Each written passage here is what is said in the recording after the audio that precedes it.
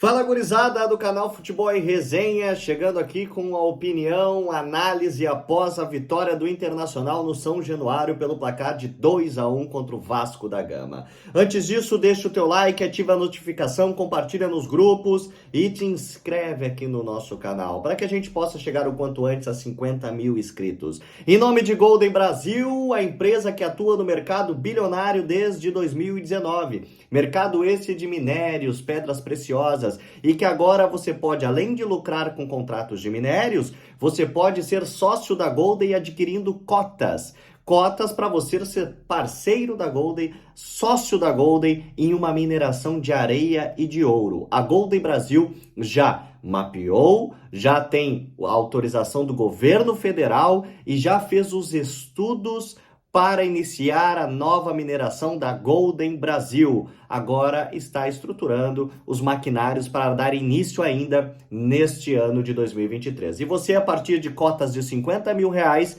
pode adquirir e ser sócio e ter uma lucratividade que vai fazer seu capital aumentar até 10 vezes mais. Corre, entre em contato nos telefones aqui abaixo, 0800 606 6048 ou no 51 995479601. Gurizada, o Internacional no primeiro tempo deu um baile no Vasco da Gama.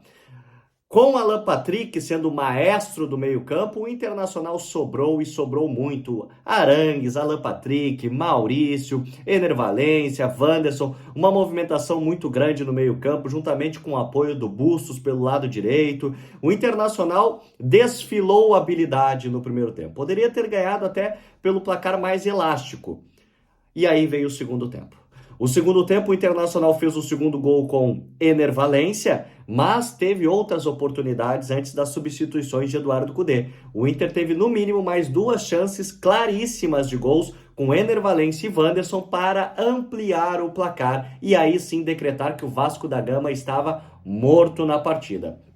Eduardo Cudê sentiu o jogo e achou necessário fazer substituições. E aí que a gente vê que falta ou ritmo de jogo para alguns jogadores como o Bruno Henrique ou qualidade mesmo para alguns jogadores como o Depena. O Internacional, quando tirou dois jogadores do meio-campo como Alan Patrick e Arangues e antes mesmo tinha tirado o Maurício, o Internacional caiu de rendimento no jogo. E aí viu um Vasco da Gama empilhar substituições e ir para cima do Internacional, e se não fosse Sérgio Rocher, poderia o Inter ter perdido esses pontos que estava conquistando. Sérgio Rocher fez duas defesaças que eram gols claríssimos do Vasco da Gama e o Inter viu o Vasco crescer no segundo tempo.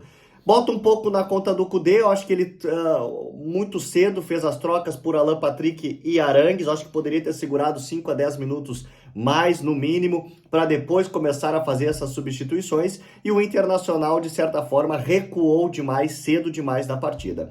Claro, obviamente, no final da partida, o Vasco teve duas expulsões que facilitaram ainda mais o trabalho do Internacional. Mas num todo, num pacote completo, o Internacional vem para a sua segunda vitória seguida, a primeira fora de casa com o comando de Eduardo Cudê no Campeonato Brasileiro, porque na Libertadores tinha ganhado do Bolívar lá em La Paz. O Internacional soma 6 pontos, chega a 11º no Campeonato Brasileiro e vê, por que não sonhar com bons olhos, sabendo que enfrenta o Curitiba no final de semana, uma terceira vitória seguida, o que colocaria aí sim o Inter definitivamente longe, graças a Deus, da parte de baixo da tabela do Z4 e com uma proximidade de um G6. Lembrando que provavelmente não vai ter G8, até porque os times que estão disputando os campeonatos não estão no G6. Então o Inter tem que olhar para o G6 e tentar fazer 80% das partidas que tem aí as suas vitórias, para aí sim sonhar com uma Libertadores ou pré-Libertadores. O Internacional num todo foi muito bem, o Internacional no primeiro tempo jogou como jogou contra o Santos, desfilou em campo, criou oportunidades.